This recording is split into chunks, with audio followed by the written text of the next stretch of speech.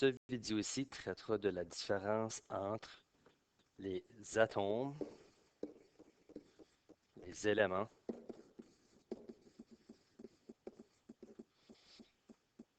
les molécules et puis les composés. Donc, ce sont 4 termes qui sont assez importants quand on parle des différentes substances retrouvées. Donc, quand vous aurez à identifier une substance comme étant soit atome, molécule, élément, etc., vous devez faire la décision entre atome et molécule et puis élément et composé. Donc, vous pouvez prendre ça comme deux sections complètement différentes. Premièrement, les atomes, vous devez avoir une seule particule. Okay? Par contre, les molécules, c'est 2 ou plus. Les éléments, ça doit être pareil. Et puis les composés, ça doit être différent. Donc ça, c'est juste un survol rapide des différences entre les 4 termes. Donc, on va rentrer un peu plus en profondeur dans l'instant qui suit. Donc là, la différence entre atome et élément. L'atome représente la composition de l'élément. Donc, l'atome est formé d'électrons, protons et puis neutrons. Ce sont les particules qui forment un atome. L'atome, c'est à la base de toute matière. C'est la chose la plus petite. OK?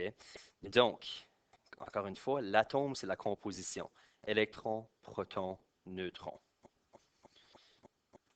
Donc, on peut voir ici, cet atome-là, donc ce nombre d'électrons, protons et neutrons-là, représente l'élément Li, qui est le lithium. Donc, juste pour faire ça que vous voyez bien, les électrons circulent autour du noyau qui est composé de protons et puis de neutrons. On verra ça plus tard dans le prochain chapitre. Donc, encore une fois, l'atome composé de ce nombre d'électrons, protons et neutrons représente l'élément lithium. Donc ici, on peut voir un petit vidéo qui démontre les électrons qui circulent autour du noyau.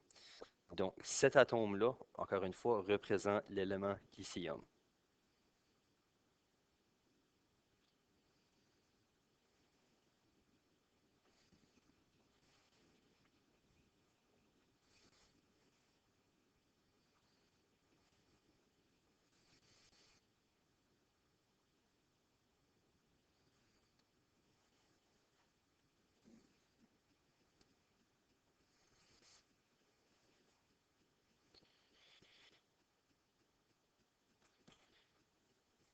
Ce dessin ici nous démontre très bien la différence entre atome et puis élément. Ici, on retrouve 3 différents atomes. C'est des différents atomes parce que la composition change. Donc ici, le premier hydrogène a seulement un proton et puis un neutron. Le deutérium a un proton, un neutron et puis un électron. Et le tritium a 2 neutrons, un proton et puis un électron. Donc la composition au niveau du noyau de l'atome change. Donc ça, c'est 3 différents atomes. Par contre, ces 3 différents atomes-là représentent tous l'élément hydrogène. Donc, les 3 représentent l'hydrogène. Donc, les 3 atomes ont des caractéristiques puis des propriétés qui sont propres à l'élément hydrogène. La seule chose qui change, c'est la composition au niveau de l'atome. Maintenant, on discutera de la différence entre molécule et composé. Dans une molécule, je dois avoir au moins 2 atomes. Donc, c'est un minimum de deux atomes au niveau des molécules. Par exemple, le NaCl a deux atomes, donc c'est une molécule. Le O2, soit l'oxygène, est aussi une molécule étant donné qu'il y a deux atomes. En fait, l'oxygène, on peut le représenter de cette façon ici, et on peut vraiment voir les deux atomes. OK? Pour ce qui est des composés, les composés doivent avoir deux éléments différents. Ils doivent être différents. Donc, ici, notre NaCl, qui en passant est le sel de table, le NaCl est aussi un composé, étant donné qu'on peut clairement voir la présence de deux différents éléments. Par contre, le O2 n'est pas un composé, parce qu'ils sont pareils. OK? Donc, le O2 n'est pas un composé, mais il est une molécule. On peut dire que toutes composés sont des molécules. Par contre, toutes les molécules ne sont pas des composés. Étant donné que le composé doit au moins avoir deux éléments, ça fait en sorte qu'il y ait aussi une molécule, qui sont aussi des molécules. OK? Par contre, au niveau des molécules, les atomes peuvent être pareils, ça change à rien. Au niveau des molécules, c'est seulement le nombre qui compte. Et pour un deuxième exemple de composé, le CH4. Le CH4, c'est le méthane. Donc, le méthane, vous pouvez voir qu'il y a clairement deux différents éléments. Il y a l'élément carbone et puis l'élément hydrogène. Donc, c'est un composé. Par contre, c'est aussi une molécule parce qu'il y a une présence de 5 atomes. J'ai ici un atome de carbone et puis 4 atomes d'hydrogène. Donc, mon CH4 est une molécule et un composé. Donc, voici quelques exemples pour nous aider davantage.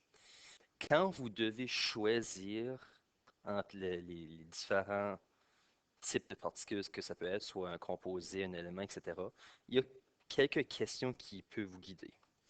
Donc, premièrement, si je veux savoir si c'est un atome, la question que je me pose, c'est il y en.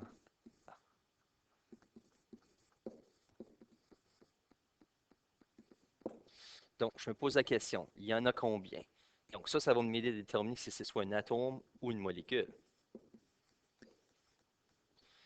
Si je veux dire la différence entre élément et puis composé, je me pose la question, sont-ils pareils?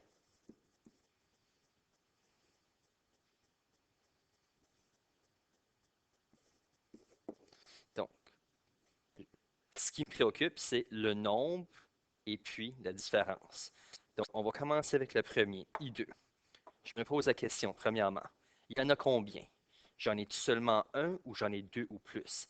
Ici, en raison du petit 2, je peux dire que c'est une molécule. Donc, ce n'est pas un atome parce qu'il n'y en a pas seulement un. Maintenant, pour savoir si c'est un élément ou un composé, sont-ils pareils? Ici, j'ai deux I. Donc, c'est un élément. Pour le LIBR, encore une fois, il y en a combien? Ici, j'en ai deux. J'ai deux atomes, donc c'est une molécule.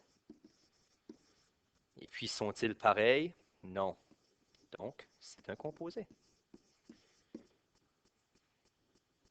Finalement, le S en passant qui représente le soufre. Je me demande, il y en a combien? Un ou plusieurs? Ici, j'en ai seulement un. Donc, c'est un atome. Et puis, sont-ils pareils? Et en fait, j'en ai juste un, puis oui, peut pas être différent parce que j'en ai juste un. Donc, c'est un élément. Donc, comme j'ai dit, vous devez soit choisir entre atome ou molécule, élément ou composé. Ça, c'est vos choix. Et voici quelques exemples. Et puis, ça complète la section sur les atomes, molécules, composés et puis éléments.